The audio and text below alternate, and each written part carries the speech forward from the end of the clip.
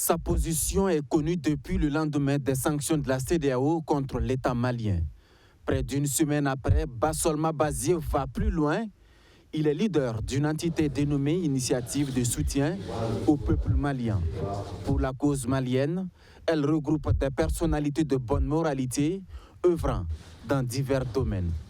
Mais avant, elle précise, ce n'est pas un soutien aux putschistes au pouvoir.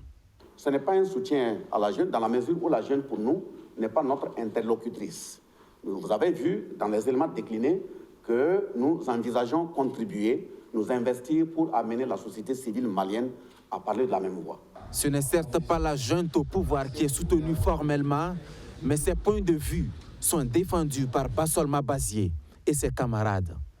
Ils insistent sur l'illégalité et l'inconformité des mesures de rétorsion prises contre le Mali.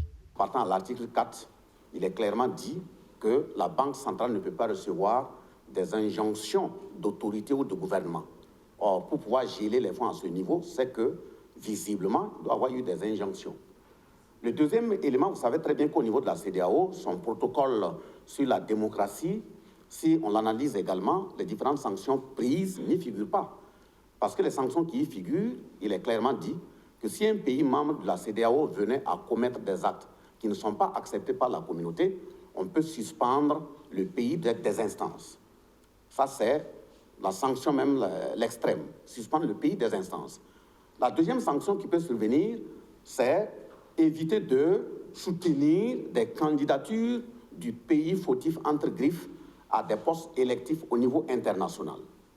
Et puis, la troisième sanction, c'est d'éviter de tenir une rencontre de la CEDEAO dans ce pays dit fautif. Après les récriminations, place à présent aux appels et exhortations pour un dénouement de la crise malienne.